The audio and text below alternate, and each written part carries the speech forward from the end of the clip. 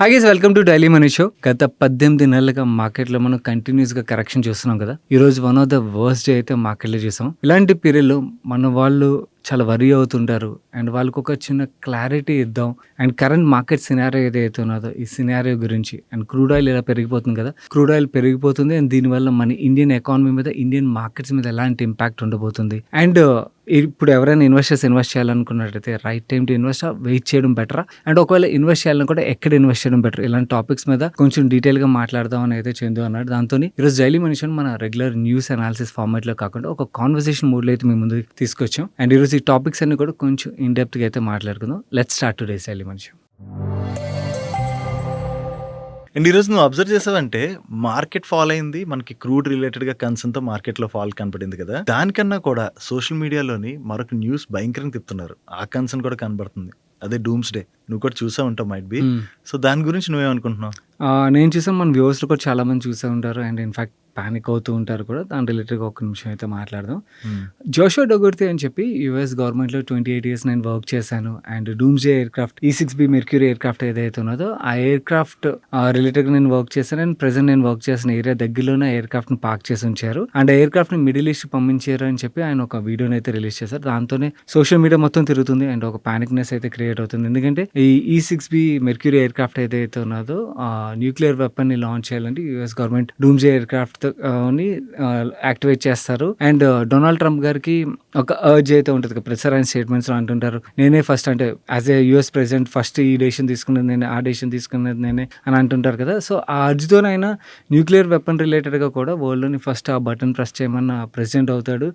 అలాంటి డెసిషన్ తీసుకునే ఛాన్సెస్ కూడా ఉన్నాయని చెప్పి అయితే ఆ వీడియో అయితే ఉన్నది. సో ఆ వీడియో అండ్ దాని రిలేటెడ్ ఒక ఆర్టికల్ తప్పించి దీని రిలేటెడ్ గా పెద్దగా ఇన్ఫర్మేషన్ అయితే లేదు. బట్ అన్నిస్లో అవి ఏంటంటే సర్క్యులేట్ అయ్యి పానిక్నెస్ అయితే క్రియేట్ అవుతుంది. కానీ హానెస్ట్ గా మాట్లాడుకుందాం గైస్, నిజంగానే ఆ డే వస్తే మనం ఏమన్నా చేయడానికి ఉండదు, మనం ఏం చేయగలం, ఏం చేయలేం కదా. సో హోప్ఫుల్లీ ఆ డే రాకూడదు అని చెప్పి అయితే అనుకుందాం అండ్ రాదు అనుకుందాం. అండ్ అది వస్తుంది అని చెప్పి మనం వరీ పానిక్ అవ్వడం అనేది ఈ టైంలో కరెక్ట్ కాదు. దానికన్నా క్రూడ్ ఆయిల్ రిలేటెడ్ గా కొంచెం analysation would be better idea అని అయితే చెప్తాను. ప్రెసెంట్ మార్కెట్ కున్న మెయిన్ కన్సర్న్ క్రూడ్ ప్రైసే కదా. సో వీకెండ్ లోని ఆల్మోస్ట్ $82 దగ్గర ఉండే క్రూడ్ ఈ రోజు $117 టచ్ చేసి దాని తర్వాత ఇప్పుడు కొంత కరెక్ట్ అయింది, కానీ స్టిల్ క్రూడ్ అయితే $100 అబోలోనే ట్రేడ్ అవుతుంది కదా. సో ఇదే ప్రైస్ పాయింట్ లో మరి కొన్నాళ్ళు కనుక క్రూడ్ అలాగే కంటిన్యూ అయింది అనుకో, దాని యొక్క ఇంపాక్ట్ మన ఎకానమీ పైన ఎంత ఉండొచ్చు అండ్ మన మార్కెట్ పైన ఎంత ఉండొచ్చు, దీని గురించి కొంత ఎలాబరేట్ చేసి చెప్తావా? ఇది యాక్చువల్లీ మేజర్ కన్సర్న్. ఆ డూమ్స్డే రిలేటెడ్గా అది న్యూస్ మాత్రమే, నిజంగా ఆ రోజు వస్తే మనం చేసేది ఏం లేదు. But this is already impacting us. Goldman సాక్స్ వాళ్ళు దీని రిలేటెడ్గా ఒక మంచి రిపోర్ట్ అయితే రిలీజ్ చేస్తారు. ఆ డేట్ అని కూడా మీకు ఇక్కడ స్క్రీన్ మీద చూపిస్తాను. వాళ్ళు ఏమంటారంటే $100 per barrel ఓకే రేంజ్లోని టెంపరీగా, ఓకే లాంగ్ పీరియడ్గా జస్ట్ టెంపరీగా క్రూడ్ ఆయిల్ ఉన్నా కూడా గ్లోబల్ ఇన్ఫ్లేషన్ మీద 70 basis points ఇంపాక్ట్ ఉంటుంది అండ్ గ్లోబల్ జీడిపి గ్రోత్ ఏదైతే ఉన్నదో 40 basis points ఇంపాక్ట్ అవుతుంది అని అయితే చెప్తున్నారు. అండ్ వీళ్ళు ఏం చెప్తున్నారంటే $80 per barrel దగ్గర నుంచి క్యాలిక్యులేట్ చేశారు. అక్కడ నుంచి ఈచ్ 10% ఓకే క్రూడ్ ఆయిల్ పెరిగినట్టయితే యూరోపియన్ కంట్రీస్ మేజర్గా ఇంపాక్ట్ అయితే దాని తర్వాత ఎక్కువగా ఇంపాక్ట్ అయ్యేది మన ఇండియానే. అండ్ మన India GDP 20 to 30 basis points impact ఉంటుంది ఈచ్ 10% రైజ్కి. And inflation 10 to 20 basis points impact ఉంటుందని అయితే వాళ్ళ రిపోర్ట్లో క్లియర్గా మెన్షన్ చేస్తున్నారు. అండ్ $80 per barrel నుంచి మనం చూసినట్టయితే 25% అయితే క్రూడ్ పెరిగింది కాబట్టి మన జీడిపి మీద 50 basis points నుంచి 100 basis points వరకు ఇంపాక్ట్ ఉండే ఆస్కారం ఉన్నది. అండ్ ఇన్ఫ్లేషన్ 20 basis points నుంచి 40 basis points వరకు అయితే ఇంపాక్ట్ ఉండే ఆస్కారం ఉన్నది. And already we're getting impacted. ఇది ఎంత ఎక్కువ రోజులు ఈ ప్రైస్ రేంజ్లో కంటిన్యూ అయితే ఆ ఇంపాక్ట్ అనేది అన్నాళ్ళ పాటు మన ఎకానమీ మీద ఉంటుంది. మన ఎకానమీ మీద ఉంటే ఆటోమేటిక్గా మార్కెట్ మీద ఉంటుంది అండ్ కంపెనీస్ మీద ఆ ఇంపాక్ట్ క్లియర్గా కనబడుతుంది. ఎందుకంటే క్రూడ్ లేకుండా అసలు ఏ సెక్టర్ వర్క్ అవుతుంది, ప్రతి సెక్టర్ క్రూడ్ రిలేటెడ్గా ఎంతో కొంత వాళ్ళ మీద ఇంపాక్ట్ అయితే ఉంటుంది క్రూడ్ ప్రైస్లు పెరిగినట్టయితే. So obviously across the sectors మన ఇంపాక్ట్ అయితే చూస్తాం. యాక్చువల్లీ ఎంటైర్ ఇష్యూలోని రే ఆఫ్ హోప్ ఏంటంటే crude peak $117 per barrel touch అక్కడ నుంచి తగ్గింది కదా, $100 per barrel దగ్గరలోకి అయితే వచ్చింది. దానికి రీజన్ ఏంటంటే G7 కంట్రీస్ ఏవైతే ఉన్నాయో వీళ్ళు 1970s టైంలో ఏదైతే క్రూడ్ ఆయిల్ రిలేటెడ్గా వాళ్ళు ఇంపాక్ట్ అయ్యారు, దాంతో వాళ్ళు రిజర్వ్స్ అయితే ఎక్కువగా పెంచుకుని అప్పటి నుంచి మెయింటైన్ చేస్తున్నారు అనమాట. ఎప్పుడైనా ఇలాంటి క్రైసిస్ ఎన్విరాన్మెంట్ వచ్చినట్టయితే వాళ్ళని వాళ్ళు సేవ్ చేసుకోవడం గురించి అని చెప్పి వాళ్ళు ఆ రిజర్వ్స్ అయితే మెయింటైన్ చేస్తున్నారు. ఆ G7 కంట్రీస్ వాళ్ళ దగ్గర ఉన్న ఆ హైయర్ రిజర్వ్స్ కొంచెం పార్ట్ అయితే రిలీజ్ చేస్తారు అని అయితే న్యూస్ వినబడుతుంది. రిలీజ్ చేసినట్టయితే మనకి అవైలబిలిటీ పెరుగుతుంది కదా. అండ్ ఇన్ఫాక్ట్ ఇక్కడ ఇక్కడ ఒక ఇంపార్టెంట్ పాయింట్ చెప్పాలి. కపుల్ ఆఫ్ మై ఫ్రెండ్స్ పొద్దునుంచి కాల్ చేసి వాళ్ళు మాట్లాడుతున్నారు ఏంటంటే క్రూడ్ రిలేటెడ్గా ఇంపాక్ట్ వాళ్ళు మార్కెట్ పడింది అంటున్నావు కదరా.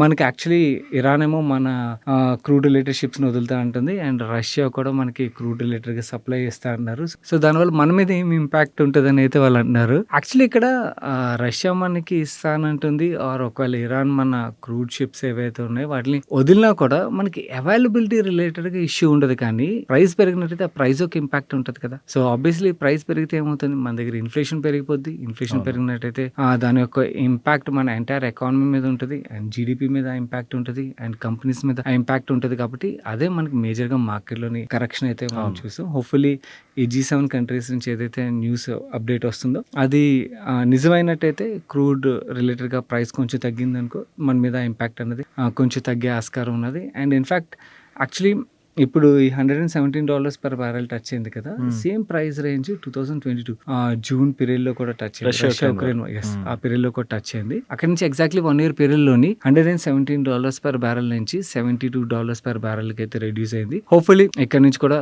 2026 ఎంటైర్ ఎండింగ్ కి వచ్చేసరికి మనకి క్రూడ్ బాగా రెడ్యూస్ అయింది అనుకో, అంటే మనం సిమిలర్ గా ఇమ్మీడియట్ గా అయితే ఎక్స్పెక్ట్ చేయాలి. ఎందుకంటే మేజర్ ఆయిల్ రిజర్వ్స్ ఏవైతే గ్లోబల్లీ అక్కడైతే ఇంపాక్ట్ అయితే అయింది వీకెండ్ లోని. సో ఆబ్వియస్లీ ఆ సప్లై ఏదైతే ఉన్నదో అది ఇంపాక్ట్ అయ్యి ఉంటుంది కదా. సో ఆ సప్లై రీస్టోర్ అవ్వడానికి టైం పడుతుంది. సో ఆ సప్లై రీస్టోర్ అవ్వాలి. అండ్ మనకి తెలుసు any commodity demand and supply. So supplies ఎక్కువ ఉన్నాయనుకో డిమాండ్ కన్నా కూడా దాని ప్రైస్ తగ్గుతుంది. అండ్ సప్లై కన్నా డిమాండ్ ఎక్కువ ఉన్నట్టయితే ప్రైస్ పెరుగుతుంది. Currently one of the major supplies మీద ఇంపాక్ట్ అయ్యింది కాబట్టి మనకి ఓవరాల్ గా సప్లైస్ ఇంపాక్ట్ అయ్యాయి కాబట్టి దాన్ని ఆటోమేటిక్గా ప్రైస్ అనేది మనం పెరగడం చూస్తున్నాం. సో సప్లైస్ రీస్టోర్ అయ్యాయి అనుకో దాన్ని గ్రాడ్యువల్లీ రీస్టోర్ అవుతున్నప్పుడల్లా మనకి క్రూడ్ లోని ప్రైస్ రిడక్షన్ అనేది చూసే ఆస్కారం అయితే ఉన్నది. అండ్ నువ్వు చూసినట్టయితే మార్నింగ్ డొనాల్డ్ ట్రంప్ కూడా ఒక స్టేట్మెంట్ ఇచ్చారు. సో ఆయన ఏమన్నారంటే ఏదో షార్ట్ టర్మ్ కి క్రూడ్ పెరిగింది కానీ వరి అవ్వాల్సిన పని లేదు, అంటే ఇరాన్ రిలేటెడ్ ఇష్యూస్ ఎట్లా అవగానే క్రూడ్ ప్రైస్లు పడతాయి అన్నట్టుగా ఆయన ట్వీట్ కూడా వేశారు. సో మైట్ బి తగ్గిందంటే మాత్రం హోప్ఫుల్లీ క్రూడ్ తగ్గితే డెఫినెట్ గా ఇంపాక్ట్ మన మీద ఇప్పుడు ఏదైతే పడుతుందో అది తగ్గుతుంది కాబట్టి భయపడాల్సిన పని లేదు. బట్ ఎన్నాళ్ళు కంటిన్యూ అవుద్ది అన్నదే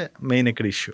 ఆయన డొనాల్డ్ ట్రంప్ గారు ఏది పెడితే మాట్లాడలే, ఆయన మాటకి అసలు కంట్రోల్ ఉంటుంది. ఆయన ఏదైనా మాట్లాడేస్తారు. ఇన్ఫాక్ట్ యాక్చువల్లీ ఆయన అలా మాట్లాడాలి. ఎందుకలా మాట్లాడాలనుకున్నావు, వాళ్ళ దగ్గర మిడ్ టర్మ్ ఎలక్షన్స్ ఉన్నాయి. సేమ్ అండ్ ఇంకొకటి this is important. Same crude ఇలాగే పెరిగి ఉన్నదనుకో దెన్ యుఎస్ లో కూడా క్రూడ్ ప్రైసెస్ అయితే పెరుగుతాయి కదా. అవును, క్రూడ్ ప్రైసెస్ పెరిగినట్టయితే అక్కడ ఇన్ఫ్లేషన్ పెరిగిందనుకో ఆటోమేటిక్ గా ఏమవుతుంది, ఎకానమీ ఇంపాక్ట్ అవుతుంది. And already US economy got impacted. Okay, already అంత స్ట్రాంగ్ గా అయితే లేదు. ఓకే, అలాంటి సినారియోలోని దీని ఒక ఇంపాక్ట్ యుఎస్ ఎకానమీ మీద పడి అక్కడ రెసిషన్ లోకి వెళ్ళే ఛాన్సెస్ పెరుగుతాయి. యాక్చువల్లీ యుఎస్ రెసిషన్ లోకి వెళ్తుందని అక్కడ బెట్టింగ్ రిలేటెడ్ స్టాట్స్ అయితే రిలీజ్ అవుతుంటాయి అన్నమాట. ఆ స్టాట్స్ ఏవైతున్నాయి హయ్యర్ అంటే 40% ఛాన్సెస్ యుఎస్ రెసిషన్ లోకి వెళ్తుందని అయితే వాళ్ళు ప్రిడిక్ట్ చేస్తున్నారు. ఒకవేళ అలా వెళ్ళినట్టయితే మిడ్ టర్మ్ ఎలక్షన్స్ ఉన్నాయి కాబట్టి అది నెగిటివ్ గా ఇంపాక్ట్ అవుతుంది కదా. సో హోప్ఫుల్లీ ఈవెన్ వార్ని కూడా దాన్ని దృష్టిలో పెట్టుకుని త్వరగా ఎండ్ చేస్తారని అయితే అనుకుందాం. త్వరగా ఎండ్ చేసినట్టయితే సినారియోస్ మళ్ళీ రివర్స్ అయ్యే ఛాన్సెస్ అయితే ఉన్నాయి. అండ్ ఈ టైంలో ఇంకొకటి నువ్వు చూసావంటే అంటే క్రూడ్ ఇంతలా పెరిగిపోతుంది కదా, పెరిగిపోవడం వల్ల మనకి ఇథనాల్ సైడ్ ట్రాక్షన్ ఎక్కువగా కనబడుతుంది. సో లాస్ట్ 2-3 days నుంచి చూస్తే most of the sugar stocks అయితే పెరుగుతూనే ఉన్నాయి. ఈవెన్ ఈ రోజు కూడా పెరిగాయి. సో దీని గురించి నువ్వే అనుకుంటున్నావు, అంటే ఇప్పుడు ఇంతలా పెరిగిన తర్వాత దాన్ని నిజంగా ఇథనాల్ సైడ్ అంత డిమాండ్ పెరిగిపోయి ఒకసారి మొత్తం ఈ షుగర్ కంపెనీస్ అన్ని ఇథనాల్ సైడ్ మూవ్ అవుతాయా? సో అలా మూవ్ అయితే షుగర్ ప్రైస్ పెరిగిపోతుంది, ఎందుకంటే షుగర్ అవైలబిలిటీ తగ్గుతుంది కదా. దానివల్ల నిజంగా షుగర్ స్టాక్స్ అంత బెనిఫిట్ పొందుతాయా? వీటి గురించి నువ్వేమనుకుంటున్నావు? దట్ ఈస్ టెంపరీ అని అయితే నేను ఫీల్ అవుతాను. ఎందుకంటే we have already achieved E20. Okay, అంతకన్నా పెంచితే మన ఇంజిన్లు పోతాయి. ఓకే, ఫస్ట్ థింగ్ కార్లు అవ్వచ్చు, బైక్లు అవ్వచ్చు, ఇవన్నీ ఇంజిన్లు పోతాయి. So I don't think E20 దాటైతే వెళ్తారని అయితే అనుకోవట్లేదు. This is a temporary thing. ఎవరైనా ట్రేడ్ చేయాలనుకున్నట్టయితే ట్రేడ్ చేయడానికి ఆపర్చునిటీయే, కానీ ఐ డోంట్ థింక్ ఇమీడియట్గా దాంట్లో రిలేటెడ్గా సస్టైనబుల్గా గ్రోత్ ఉండే ఆస్కారం అయితే కనిపించట్లేదు. ఇప్పుడు క్రూడ్ ప్రైస్లు ఇంతలా పెరిగాయి కదా, అయినా కూడా మన దగ్గర పెట్రోల్ డీజిల్ ప్రైస్లు ఇంకా పెంచలేదే. యాక్చువల్ చెప్తున్నారు కానీ పెంచేవాడిని, కానీ క్రూడ్ ఆయిల్ పెరిగిన తర్వాత రేట్లు పెంచకుండా ఉండడం మనం ఎప్పుడైనా చూసామా? Okay, this is temporary. ఇలాగే హైయర్ ప్రైస్ కంటిన్యూ అయిందంటే 1 or 2 days కంటిన్యూ అయిందంటే గవర్నమెంట్ ఆటోమేటిక్గా దాన్ని మన మీద అయితే పాస్ ఆన్ చేస్తారు, అందులో డౌటే లేదు. ఎవరైనా కూడా పెరగదని అనుకున్నట్టయితే మాత్రం డెఫినెట్ గా పెంచుతారు. ఓకే, గ్యాస్ ప్రైస్లు పెంచలేదా? అవును. అండ్ గ్యాస్ ప్రైస్ రిలేటెడ్గా ఒక important thing, same gas prices పెరిగిపోయేసరికి హౌస్ హోల్డ్ రిలేటెడ్గా అండ్ అలాగే ఫెర్టిలైజర్స్ రిలేటెడ్గా మనకి గ్యాస్ షార్టేజ్ రాకూడదని చెప్పి ఇండస్ట్రియల్ యూసేజ్ రిలేటెడ్ గ్యాస్ అయితే వాళ్ళకి సప్లైస్ ఆపేశారు. దానివల్ల కంపెనీస్ చాలా ఇంపాక్ట్ అవుతాయి. అవును. ఈరోజు PG Electroplast exchange filing release అవును. చేసింది. వాళ్ళు ఎక్స్చేంజ్ ఫైలింగ్ రిలీజ్ చేశారు కానీ మిగిలిన కంపెనీస్ రిలీజ్ చేయకపోయినా కూడా చాలా వరకు అన్ని కంపెనీస్ మీద ఇంపాక్ట్ అయితే ఉంటది. This is another concern. Already చాలా కంపెనీస్ చెప్తున్నాయి వీకెండ్ నుంచి గ్యాస్ సప్లైస్ రావట్లేదని. ఎస్పెషల్లీ టైల్స్ మ్యానుఫ్యాక్చరర్స్ ఎవరైతే అవును. ఉన్నారో వాళ్ళ మీద చాలా ఇంపాక్ట్ అయితే ఉంటది. ఓకే. సో ప్రైస్ పెరిగిన దాన్ని ఒక ఇంపాక్ట్ ఉంటది. అండ్ సప్లైస్ ఇప్పుడు అలాగే లేవు. ప్రొడక్షన్ దానివల్ల కూడా అయిపోద్ది. ప్రొడక్షన్ ఆగిపోయి అదొక ఇంపాక్ట్ ఉంటది. సో ఈ స్టాక్స్ ఒక నెక్స్ట్ క్వార్టర్లీ నెంబర్స్ అయితే కొంచెం బాగా ఇంపాక్ట్ ఉంటాయి కాబట్టి కొంచెం కేర్‌ఫుల్‌గా ఉండాలి. ఎవరైనా కూడా స్టాక్స్ పడ్డాయి కదా అని చెప్పి హ్మ్. అంటే మనకి మ్యానుఫ్యాక్చరింగ్‌లోని గ్యాస్ రిక్వైర్మెంట్ ఉన్న ఇండస్ట్రీస్ ఏవైతే ఉన్నాయో ఆ స్టాక్స్‌ని చీప్‌గా దొరుకుతున్నాయని చెప్పి కొన్నట్టయితే మాత్రం అక్కడ కొంచెం జాగ్రత్తగా ఉండడం better. No they are not cheap. They are correcting because వాళ్ళ ఎర్నింగ్స్ మీద ఇంపాక్ట్ ఉంటది కాబట్టి దే ఆర్ కరెక్టింగ్. ఓకే. ఒకవేళ ఎర్నింగ్స్ మీద ఎక్స్‌పెక్ట్ చేసిన దానికన్నా ఎక్కువ ఇంపాక్ట్ ఉన్నదనుకో దెన్ ఇంకొంచెం ప్రెషర్ చూసే ఆస్కారం ఉంటది. So this is not discount. This is actually right price discovery జరుగుతుందంటే ఆ అవును. స్టాక్స్ రిలేటెడ్‌గా. అండ్ దీంతో పాటు వీకెండ్‌లో ఇంకొక కన్సర్న్ కూడా కనబడుతుంది. ఈ బ్లాక్ రాక్ వాళ్ళు ఉన్నారు కదా! హ్మ్. సో, వాళ్ళ కన్సర్న్ కూడా మార్కెట్ నువ్వు చూస్తే వాళ్ళది ఫేమస్ డెట్ ఫండ్ ఉన్నది. Hmm. Private equity debt fund. దాని విత్‌డ్రాల్స్ ఏవైతే ఉన్నాయో దాని మీద లిమిటేషన్స్ పెట్టారంట. This is actually another major concern. Crude oil ఎంతైతే ఇంపాక్ట్ ఉంటదో ఇది క్రూడ్ ఆయిల్ రిలేటెడ్‌గా యాక్చువల్లీ ఇండియన్ ఎకానమీ రిలేటెడ్‌గా మేజర్‌గా మనం ఇంపాక్ట్ అయితే చూస్తాం. అండ్ ఈ ప్రైవేట్ డెట్ మార్కెట్ రిలేటెడ్‌గా ఏవైతే ఇష్యూస్ స్టార్ట్ అయ్యాయో this can become one of the major global crisis. ఎందుకంటే ప్రైవేట్ డెట్ మార్కెట్ ఎలా వర్క్ అవుతది మనకి ఏవైతే కంపెనీస్ ఉన్నాయో ఆ కంపెనీస్‌కి ప్రైవేట్ డెట్ ఇన్వెస్టర్స్ దగ్గర నుంచి డబ్బులు రైజ్ చేస్తారు. వాళ్ళకి అప్పులు ఇస్తారు. నువ్వు సడెన్‌గా ఇన్వెస్టర్స్ రిడెంప్షన్ సబ్మిట్ చేశారనుకోండి దెన్ ఆటోమేటిక్‌గా ఇన్వెస్టర్స్‌కి డబ్బులైతే వెనక్కి ఇవ్వాలి కదా! నువ్వు ఆ డబ్బులు వెనక్కి ఇవ్వాలంటే ఆల్రెడీ అప్పు ఇచ్చేసి ఉంటారు కదా! అవును. అప్పు ఇచ్చేసినట్టయితే ఆ డబ్బుల్ని రికవరీ ఇవన్నీ చేయలేరుగా. సో, యాక్చువల్లీ ఫండ్స్ దగ్గర ఒక లిమిట్ ఉంటదన్నమాట. 5%, 6%, 7% ఇలా లిమిట్ పెట్టుకుంటారు. ఇంత రిడెంప్షన్స్ వరకు వాళ్ళు ఓకే. ఇన్వెస్టర్స్ దగ్గర నుంచి రిడెంప్షన్ ప్రెషర్ వచ్చినా కూడా ఓకే. ఇచ్చేద్దాం వాళ్ళ చేయొచ్చు. డబ్బుల నుంచి బేర్ చేయగలం అని చెప్పి అనుకుంటారు. నౌ అది యాక్చువల్లీ ఏంటంటే ఆ రిడెంప్షన్ లెవెల్ బాగా అంటే ఇప్పుడు గ్లోబలీ ఏదైతే సినారియోస్ ఉన్నాయో దాంతోనే ఆ పానిక్‌నెస్ క్రియేట్ అయ్యి అంటే డిఫాల్ట్స్ ఎక్కువ చూసే ఆస్కారం ఉన్నది ప్రైవేట్ మార్కెట్‌లోని. సో, డిఫాల్ట్స్ చూసినట్టయితే వాళ్ళు డబ్బులు కోల్పోతాం కదా! అవును. డెట్ మార్కెట్‌లో ఉన్న రిస్క్ ఏంటంటే ఈక్విటీ మార్కెట్‌లో నీకు వాలటిలిటీ రిస్కే ఉంటది. హ్మ్. ఓకే. పడినా కూడా కంపెనీస్ మంచివైతే ఆటోమేటిక్‌గా రికవరీ అనేది మనం చూస్తాం. డెట్ మార్కెట్‌లో ఒకసారి డిఫాల్ట్ అయితే ఇంట్రెస్ట్ పక్కన పెట్టి ప్రిన్సిపల్ కూడా వెనక్కి ప్రిన్సిపలే రాదు. పోద్ది సో, మొత్తం. అందు గురించి అని చెప్పి ఎవరైతే స్మార్ట్ ఇన్వెస్టర్స్ ఉంటారో ముందు రిడెంప్షన్స్ ద్వారా డబ్బులు వెనక్కి తీసుకోవడానికి అయితే ప్రయత్నిస్తున్నారు. నౌ దీనివల్ల లిక్విడిటీ రిలేటెడ్ క్రైసిస్ అయితే స్టార్ట్ అయింది. నౌ ఈ లిక్విడిటీ క్రైసిస్ ఇలాగే కంటిన్యూ అయితే this can become a credit crisis. Credit crisis అయినట్టయితే మాత్రం గ్లోబల్ ఎకానమీస్ మీద అది ఇంపాక్ట్ అయితే బాగా ఉండే ఆస్కారం ఉన్నది. This is another risk we need to closely track. Hopefully అవ్వకూడదు. Fingers crossed. హ్మ్. అవ్వకూడదని అయితే అనుకుందాం. బట్ యాక్చువల్ అంటే భయపడొద్దు. నేను మిమ్మల్ని పానిక్ చేయాలని అయితే అనుకోవట్లేదు. కాకపోతే ఉన్న కన్సర్న్స్ ఏవైతే ఉన్నాయో అవి కూడా ఓపెన్‌గా మాట్లాడితే మీరు కూడా ట్రాక్ చేస్తారు మార్కెట్‌లోని అన్నది అంటే ప్రెజెంట్ మార్కెట్ సినారియోలో 1 మంత్ బ్యాక్ మనకి ఇలాంటి సినారియోస్ అయితే లేవు. అవును. ఓకే. లాస్ట్ 1 మంత్‌లోనే మనకి ఫ్రెష్‌గా బిల్డ్ అవుతున్న సినారియోస్ అయితే ఇవి. ఈ సినారియోస్ బిల్డ్ అవుతున్నాయి కాబట్టి వీటిని ట్రాక్ చేయడం కూడా చాలా ఇంపార్టెంట్. పానిక్ అయ్యేదానికన్నా ట్రాక్ చేసి దాన్ని బట్టి మనం డెసిషన్స్ తీసుకోవడం బెటర్. యాక్చువల్లీ ఒకవేళ నిజంగానే అది క్రెడిట్ క్రైసిస్ కింద టర్న్ అవుట్ అయినా కూడా దాని యొక్క ఇంపాక్ట్ ఇండియన్ మార్కెట్స్ మీద తక్కువ ఉండే ఆస్కారం ఉన్నది. దో మార్కెట్స్ రియాక్ట్ అవుతాయి. అవును. అంటే మార్కెట్స్ ఒకసారి ఎప్పుడైనా నెగెటివ్ న్యూస్ వచ్చినప్పుడు ఆబ్వియస్‌లీ రియాక్ట్ పడతాయి. అవుతాయి. కానీ దాని యొక్క ఇంపాక్ట్ అంటే ప్రొలాంగ్డ్ ఇంపాక్ట్ అనేది మన ఇండియన్ మార్కెట్స్ మీద తక్కువ ఉండే ఆస్కారం ఉన్నది. బట్ డెఫినెట్‌లీ మార్కెట్స్ అయితే కరెక్ట్ అవుతాయి కదా! అలా నెగెటివ్ న్యూస్ వచ్చినట్టయితే. సో, దీని రిలేటెడ్ యాక్టివిటీని కూడా రెగ్యులర్‌గా గ్లోబల్లీ ఏం జరుగుతుందనేది ట్రాక్ చేస్తూ ఉండండి. సో, మార్కెట్‌కున్న మేజర్ కన్సర్న్స్ ఇవేనా? అయిపోయినట్టేనా? మేజర్ అయితే ఈ 2 కన్సర్న్సే. ఇవి ఎలా పాన్ అవుతాయో చూడాల్సినది వాటిని ట్రాక్ చేస్తూ ఉండండి. దాని యొక్క ఇంపాక్ట్ అంటే వర్స్ట్ కింద మూవ్ అయినట్టయితే దానివల్ల ఇంకొంచెం ఇంపాక్ట్ ఉండే ఆస్కారం ఉన్నది. అంతే ఈ 2 తప్పించి ఇంకేవి అంత పెద్దగా యాస్ ఆఫ్ నౌ వరీ అవ్వాల్సినవి అయితే లేవు. మనం యాక్చువల్లీ ఇప్పటివరకు కన్సర్న్స్ గురించి మాట్లాడుకున్నాం కదా! There are lot of positives too. కాకపోతే ఇలాంటి మార్కెట్స్ టైంలోనే నేను మొన్న డైలీ మనిషిలో నేను చూసాను నువ్వు ఎడిల్వేస్ ఇమేజ్ ఉన్నావు కదా! అంటే ఇలా మార్కెట్ 18 మంత్స్ కరెక్ట్ అయినట్టయితే దాని తర్వాత ఎలాంటి రిటర్న్ డెలివర్ చేసింది అనేది రియాలిటీలో ఆ డేటా పాయింట్ అయితే షేర్ చేసి కింద కామెంట్ చేశాను. చాలా ఆప్టమిస్టిక్‌గా ఉన్నావు భయ్యా. మార్కెట్ అసలు మార్కెట్ అసలు పెరగదు. ఓకే. స్టాక్ మార్కెట్‌లోకి వచ్చి తప్పు చేశాను. నా లైఫ్‌లో బిగ్గెస్ట్ మిస్టేక్ చేశాను. ఇలాంటి కామెంట్స్ ఎక్కువ చూసాను. అండ్ ఇన్‌ఫాక్ట్ నీకో విషయం చెప్పాలా? మన వ్యూవర్స్ కూడా చెప్తాను. అండ్ మీరు కూడా అలాంటి కామెంట్స్ అయితే చూస్తూనే ఉంటారు. అంటే ఓవరాల్‌గా వాళ్ళ బాధ ఏదైతే ఉన్నదో మార్కెట్ రిలేటెడ్‌గా వాళ్ళు లాస్ట్ 18 మంత్స్‌గా ఫేస్ చేస్తున్నదైతే వాళ్ళు పాపం రాసుకున్నారు. అలా రాస్తున్న వాళ్ళకి అలాంటివి చూసి మిగిలిన పానిక్ అవుతున్న వాళ్ళకి నేను ఒకటి చెప్తా. సేమ్ ఇలాంటి కామెంట్స్ నేను 2019లో ఛానల్ స్టార్ట్ అయినప్పుడు చూసాను. అండ్ కోవిడ్ టైంలో చూసాను. అండ్ ఇన్ఫాక్ట్ కోవిడ్ టైంలో ఇంకా దారుణంగా ఉండేవి. ఓకే, కొందరు తిట్టేవారు.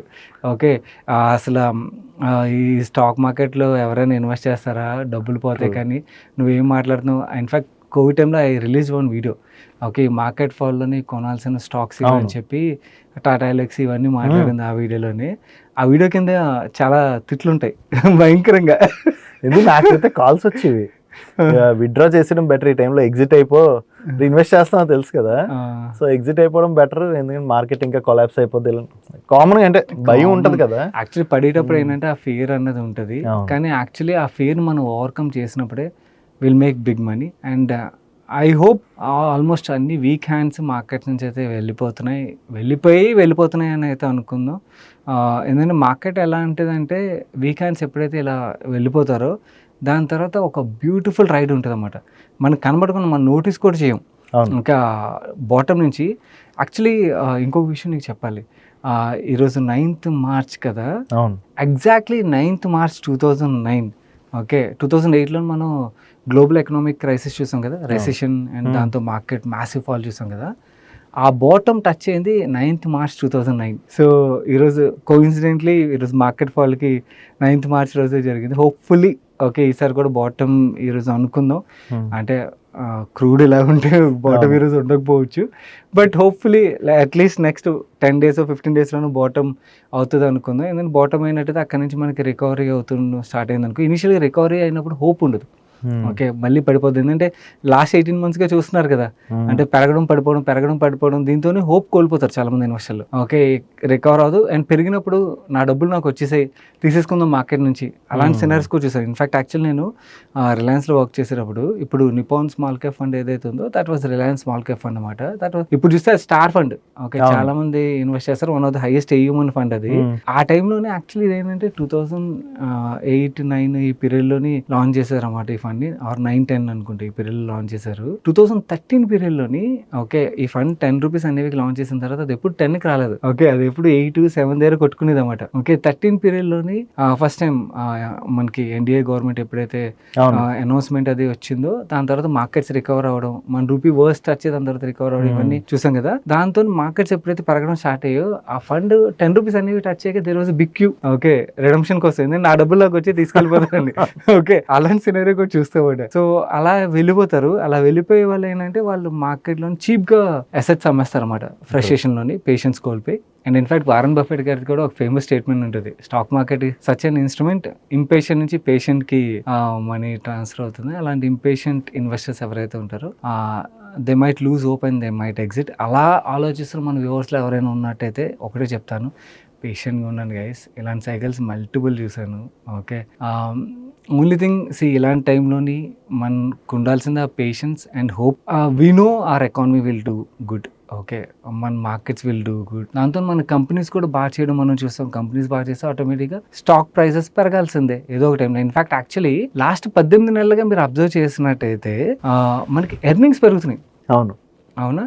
సో దాంతో స్టాక్ ప్రైసెస్ కరెక్ట్ అవ్వడం, ఎర్నింగ్స్ పెరగడం, దీంతో వాల్యుయేషన్స్ ఇంకా మంచి జోన్స్కి అయితే వస్తున్నాయి అన్నమాట. సో ఇలా వచ్చినప్పుడు ఏంటంటే బౌన్స్ బ్యాక్ ఎలా ఉంటుందంటే మ్యాసివ్ రన్అప్ చూసే ఆస్కారం ఉంటుంది. And in fact this is the time where investors create substantial wealth. నార్మల్గా బుల్ మార్కెట్స్ చాలా మంది ఎంజాయ్ చేస్తుంటారు. ఓకే, బుల్ మార్కెట్స్ వాళ్ళు SIP కట్ అవుతున్నా అంతా కూడా ఇంకా అడిషనల్ SIP యాడ్ చేయడానికి ట్రై చేస్తారు, ఎందుకంటే వాళ్ళ డబ్బులు ఇంకా పెరుగుతాయని హోప్ తోని. బేర్ మార్కెట్స్ ఉన్నవి ఆపేయడానికి మార్కెట్లో డబ్బులు తీసుకోవడం చూస్తుంటారు. But actually bear markets are friend for investors. ఎందుకంటే ఇలాంటి టైంలోనే you will get more units కదా. ఓకే, ఇన్ఫాక్ట్ ఈ యూనిట్స్ మార్కెట్ పెరిగినప్పుడు ఏమవుతుంది, మీ వెల్త్ లో సబ్స్టాన్షియల్ ఇంక్రీజ్ అనేది చూపిస్తుంది. ఇన్ఫాక్ట్ మీ పోర్ట్ఫోలియో రిటర్న్ అంటే ప్రీ కోవిడ్ ఇన్వెస్టర్స్ ఉంటారు చూడండి, ఎవరైనా మన వ్యూవర్స్ ఉన్నట్టయితే కింద కామెంట్ చేయండి.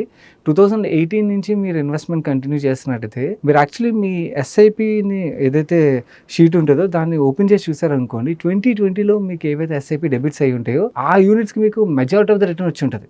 అండ్ ఇన్ఫాక్ట్ ఓవరాల్గా మీ పోర్ట్ఫోలియో XARR పెరగడానికి వన్ ఆఫ్ ద రీజన్ ఆ ఇయర్లో కట్ అయిన SIPs ఏవైతే అవి ఉంటాయి అన్నమాట. సో ఈ సంవత్సరం అలాంటిది, ఆర్ లాస్ట్ 1.5 year అలాంటిది. సో ఈ ఆపర్చునిటీని అయితే మిస్ అవద్దని అయితే చెప్తాను. అండ్ ఐడల్వైస్ షీటింగ్ ఒకసారి మళ్ళీ చూపిస్తాను, తిట్టుకున్నారు. బట్ ఐ నో తిట్టుకున్న వాళ్ళకి మళ్ళీ అగైన్ ఒకసారి 1 year తర్వాత చూడండి, you will realise what exactly happened in markets. I'm not expecting 1 yearలో మ్యాసివ్ ర్యాలీని అయితే ఎక్స్పెక్ట్ చేయట్లేదు. We don't know what can happen, ఎవరు ప్రిడిక్ట్ చేయలేదు. బట్ ఐఎమ్ షూర్ ఇంత వర్స్ట్ తర్వాత పాజిటివ్ రిటర్న్ అయితే చూసే ఆస్కారం అయితే డెఫినెట్లీ ఉన్నది. Maybe next year could be a very good rally అన్నది నా యాంటిసిపేషన్. సరే, పాజిటివ్స్ మాట్లాడుకుందాం, కానీ దానికన్నా ముందు యాక్చువల్లీ ఈ రోజు నీ పోర్ట్ఫోలియో ఎంత కరెక్ట్ అయింది ఆన్సర్ చెప్పి ముందు, మీరు ఇప్పటివరకు వీడియోని కనుక లైక్ చేయలేనట్లయితే, షేర్ చేసిన ఇన్ఫర్మేషన్ మీకు హెల్ప్ఫుల్ అయినట్లయితే మర్చిపోకుండా వీడియోని అయితే లైక్ చేయండి. ఈ రోజు అయితే పోర్ట్ఫోలియో బాగానే కరెక్ట్ అయింది. యాక్చువల్ లాస్ట్ 1 monthలోని పెద్దగా కరెక్ట్ అవ్వలేదు, ఎందుకంటే నా one of the major allocation ఆ స్టాక్ పెద్దగా పడలేదన్నమాట. పడకపోయేసరికి లాస్ట్ 1 monthగా I was feeling happy. Okay, market పడుతుంది బట్ నా పోర్ట్ఫోలియో పడుతుంది కానీ అంతలా పడట్లేదు. కానీ ఈరోజు బాగా పడింది, ఎందుకంటే ఈరోజు ఆ స్టాక్ కూడా పడింది. పడేసరికి 3.19 క్లోజింగ్ టైంకి. యాక్చువల్లీ మార్నింగ్ అయితే ఇంకా ఎక్కువ ఉండేది, 4% అబోవ్ కరెక్ట్ అయింది. దాని తర్వాత మార్కెట్ రికవర్ అయింది కదా, ఆ రికవరీతో ఫైనలీ క్లోజింగ్ టైంకి 3.19 దగ్గర అయితే క్లోజ్ అయింది. నాది 4% పైన కరెక్ట్ అయింది ఈరోజు. సో గైస్, మీ పోర్ట్ఫోలియోస్ ఎంత కరెక్ట్ అయ్యాయి అది కూడా కింద కామెంట్ సెక్షన్లో షేర్ చేయడానికి ప్రయత్నించండి. మరి ఎందుకు ఈ రోజు ఏదైనా స్టాక్ బై చేసావా? డబ్బులు ఉండాలి కదరా కొనాలంటే. ఓకే, యాక్చువల్లీ కొన్నా, కాకపోతే అది కొన్నాను పేరుకి కొనడం, ఏంటంటే అంతేం కాదు, పెద్ద అలొకేషన్ కాదు, కొంచెం ఏదో ఓకే సాటిస్ఫాక్షన్ కోసం ఈ పడిన రోజు కొన్నానని అనిపించుకోవాలని చెప్పి కొన్నానే తప్పించి నాట్ మచ్. ఓకే, మరి ఆపర్చునిటీ ఎక్కడ చూస్తున్నావు ప్రెసెంట్ అయితే? ఆపర్చునిటీయా? First thing data centre related గా లాస్ట్ 1 monthకి ప్రతి ఆస్క్ లోని బోర్ కొట్టిస్తున్నాం అనుకుంటారు మన వాళ్ళు, కానీ డేటా సెంటర్ రిలేటెడ్ గా అయితే మాత్రం డెఫినెట్లీ మ్యాసివ్ ఆపర్చునిటీ అయితే ఉన్నది. సో డేటా సెంటర్ రిలేటెడ్ గా మనకి ancillary power, okay, power related companies అవ్వచ్చు, కేబుల్స్ రిలేటెడ్ కంపెనీస్ అవ్వచ్చు, ఓకే, ఇలాంటి కంపెనీస్ మీద ఫోకస్ చేయొచ్చు. Okay, that is one space. Okay, second actually అంటే డైరెక్ట్ స్టాక్ ఇన్వెస్టర్స్ ఉంటారు కదా మన దాంట్లోని, ఈవెన్ నార్మల్ మ్యూచువల్ ఫండ్ ఇన్వెస్టర్లు కూడా చాలామంది వ్యూవర్స్ ఉంటారు కాబట్టి నేను I been repeating it from last 3 months small caps related ఇంకా యాక్టివ్గా.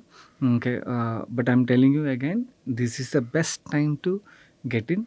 ఓకే, ఈ టైంలోని డబ్బులు ఉంటే ఎడిషనల్గా ఎలొకేట్ చేయడం బెటర్, లేదంటే ఉన్న ఎస్ఐపీలు కంటిన్యూ చేయడం బెటర్.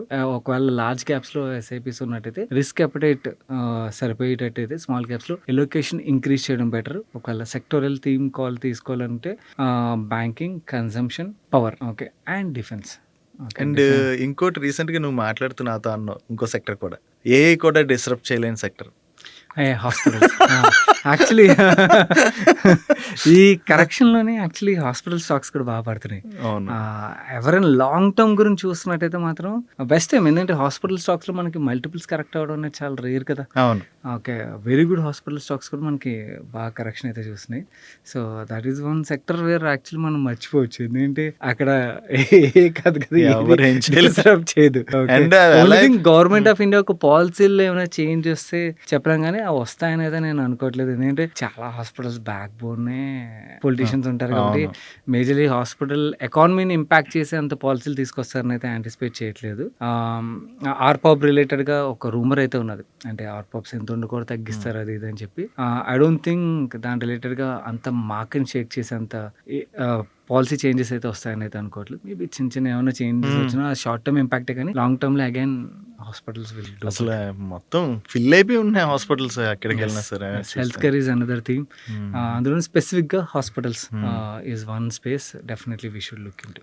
ఓకే, ఈ స్టాక్స్ రిలేటెడ్ గా కాకుండా జనరల్ మార్కెట్స్ కరెక్ట్ అవుతున్నప్పుడు చూస్తే గోల్డ్ సిల్వర్ సైడ్ ఇంట్రెస్ట్ ఎక్కువ కనపడుతుంది కదా. What do you think about investing in gold and silver present scenario? No, actually gold I was bullish way back. అవును, మనం వీడియోస్ కూడా చేసాం multiple times, but not now.